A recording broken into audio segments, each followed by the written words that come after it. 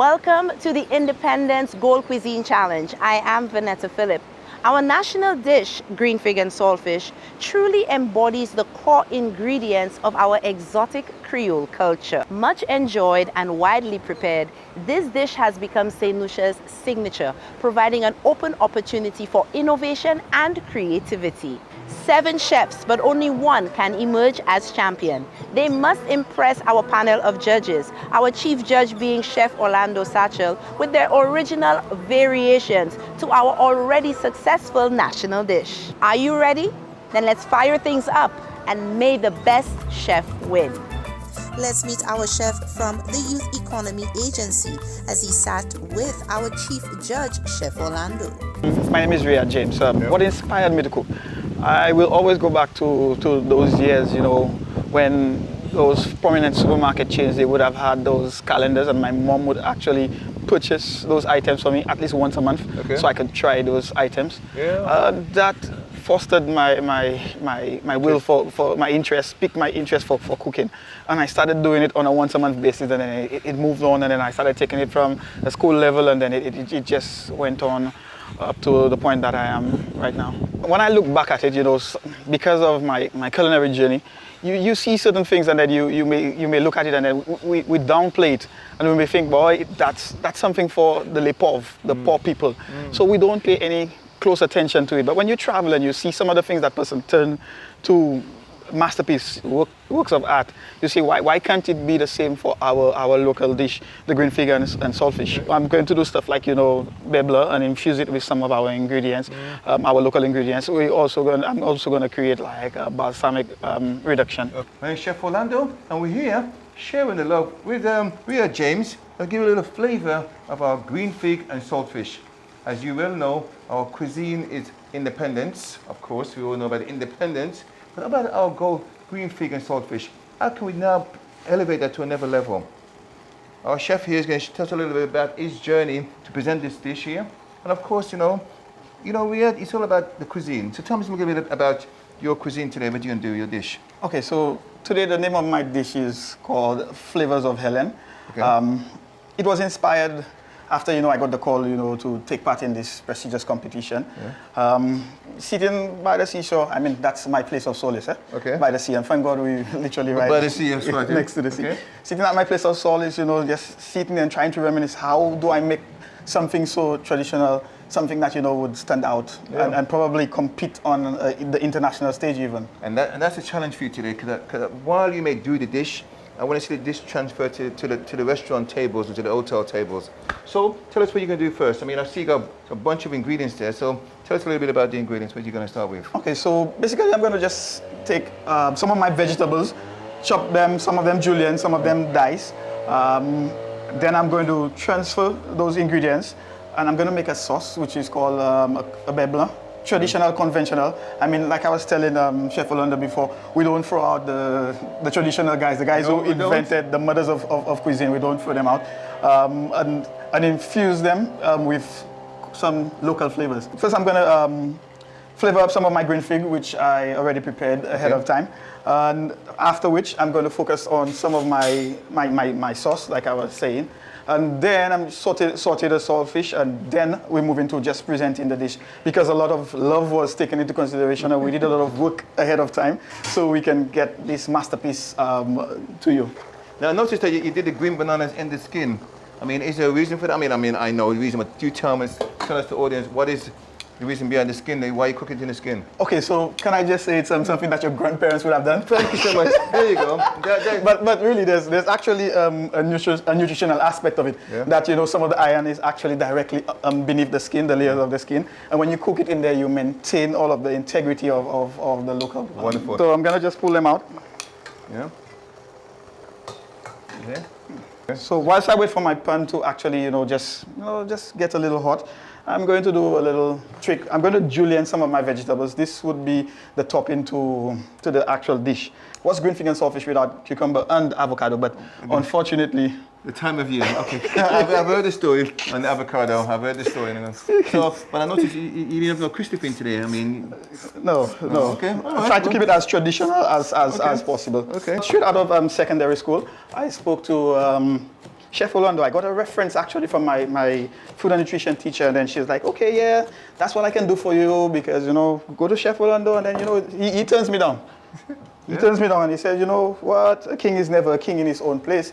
So I needed to actually get out and go and do something for myself. So I took that very same advice, and I decided to, you know, go out and further my education, and here we are today. And here you are today. I mean, almost 20 years ago? Yeah, almost 20 years ago. Yeah. So we're moving right along into our coconut bubbler. Yeah. We have 3 basic ingredients, and then we're going to top it up with some love. Okay. The love would be the local flavor. There you go. There you go. you see, you take that love too far now, but keep going, man. All right. So some white wine. Okay. That we already have. Yeah. Traditionally, you know, we like to use the lime juice. The lime juice, yeah. Yeah. I mean, again, the lime is going to help with the bourbon, so that's interesting. Yeah, and then we have just some onions. It's going to be the most basic bubbler that we're going to do, and then we're going to infuse it with some of the love. Yeah. All right. So what we're going to do, we're going to put all of our ingredients in all at once and allow it to reduce to about, let's say, 75%. Okay, fine. And then we start to add in the butter. Okay, perfect. All right. So which pan you want to use this morning? I'm going to use this one. That one has already been. With more hot. Okay. Yeah. Okay, beautiful. That's nice. Yeah. That's what we want. Just a little more. Okay. Generally, what we want to do, we want to use cold butter. Yeah. So that way, you know, it helps with the bringing of the sauce together. Yeah, bring it together. Yeah. Yeah, but you know, the conditions don't favor. No, that's so okay. we will make it happen. So whilst I wait for my bananas, well, for my pan to get hot, I'm gonna chop up some of our herbs. Okay. Wonderful. Yeah, for flavor. Okay. So I'll speak about my favorite herb. This one is my favorite herb. As we know it, our backyard medicine, backyard herb. Yeah, of course. Backyard run to everything. So they use this in and it's called shadow benny. The reason I have the coriander here is just because, you know, it's not as flavorful, as strong as the So that's your coriander, I see. And Yeah. that is not as strong as the shadow benny, but it's kind of the same. Yeah, same flavor. Same flavor. Yeah, so I pair the two of them together, so that way, you know, we will, you know, get that flavor, that, you know, that local flavor that we're looking for.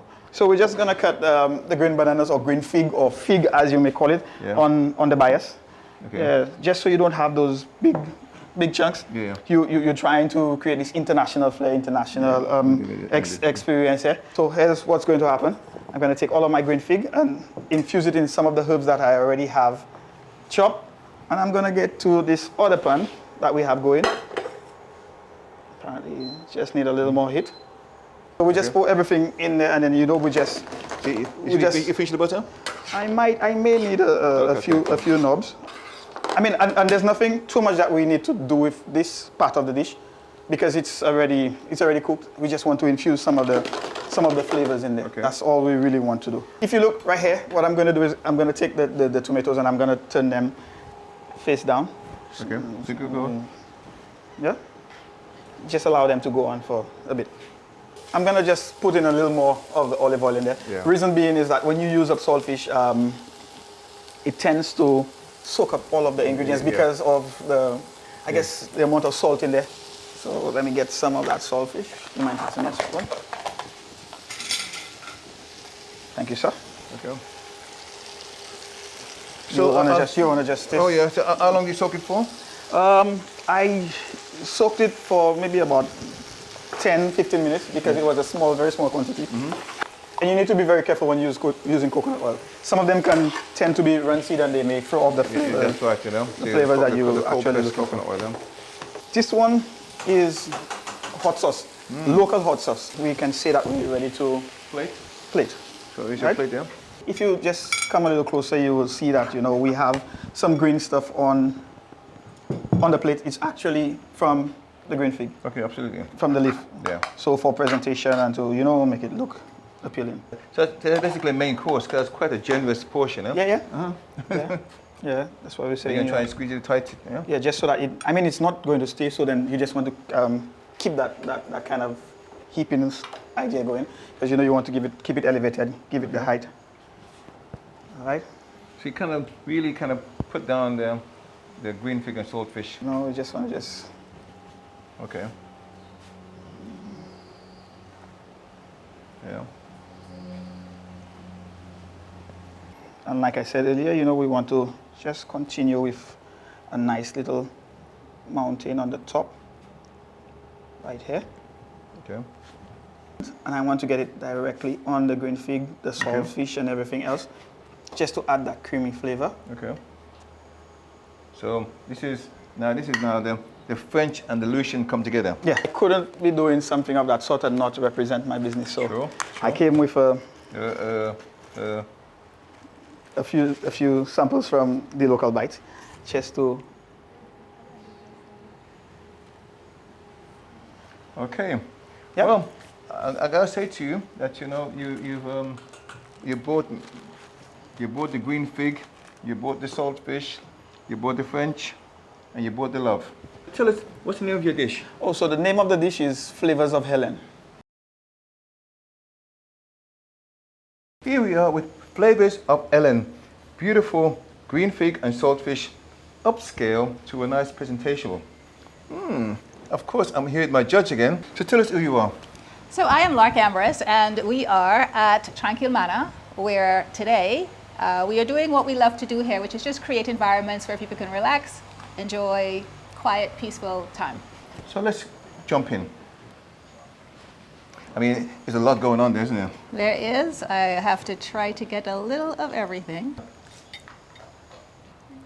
Okay. I can get that coconut oil coming through just a little. Yeah. The kick, right. It's not too hot, it's not too cold, not too subtle. It's nice. Yeah. I'm really loving all of the different tones that are coming through. It feels like a carnival. Feel like a carnival. Oh my gosh, it's Yeah. really, really beautiful. Feels like a carnival. What I love as well, the tomato with the balsamic vinegar has really elevated like a sweetness. Okay. The saltfish, for me, I like more spice. I mean, I like spice in there, but I like the combination. And the green banana, it's a little firm, so it allows it not to be too, you know, it's actually quite nice actually. Well, Flavors of Ellen, I'm very impressed. We look forward to our challenge. Let's go forward.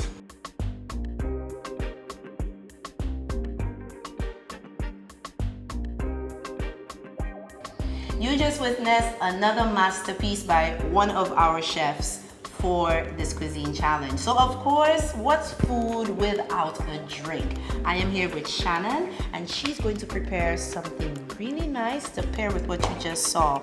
Hey Shannon, what's up? I'm good. Great, so what are you making for us today? So I will be making a strawberry daiquiri. Strawberry daiquiri. Okay. Yes.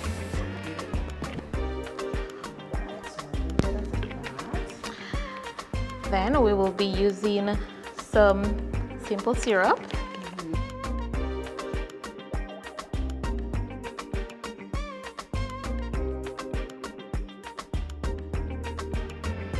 Well, we'll be adding some lime to give it a little... Balance it out. Yes. Beautiful. Okay.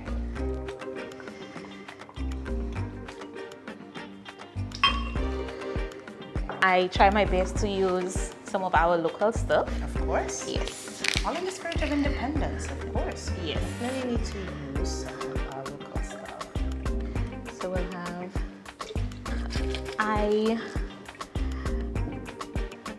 in the south, I am from Micode. Okay. And if anyone needs to get any drinks, they could reach out to me and I could also deliver to them. Nice. Yes. All right. So it will be a blended drink. Okay. All right. Great. Yes. So we just need to wait for the ice to go down a little more. Yes. So it won't be too chunky. And then we'll be having a hurricane glass. And now,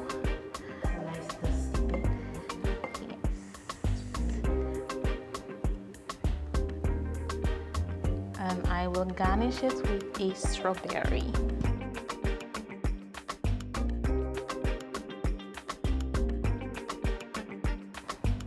And here you go, a strawberry daiquiri.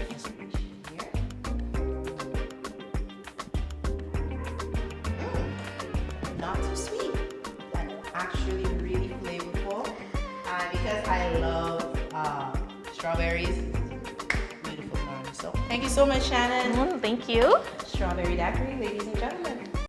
Our participating chefs hail from Sandals Grand St. Lucian Spa and Beach Resort, Calabash Cove Resort and Spa, Sandals Halcyon Beach Resort, Body Holiday St. Lucia, Windjammer Landing Resort and Residences, Sandals Regency La Toc Golf Resort and Spa, and Youth Economy Agency St. Lucia. The Independence Gold Cuisine Challenge is sponsored by Massey Stores and Harry Edwards Jewelers, Cafetier Cafe, and Orlando's Restaurant and Bar.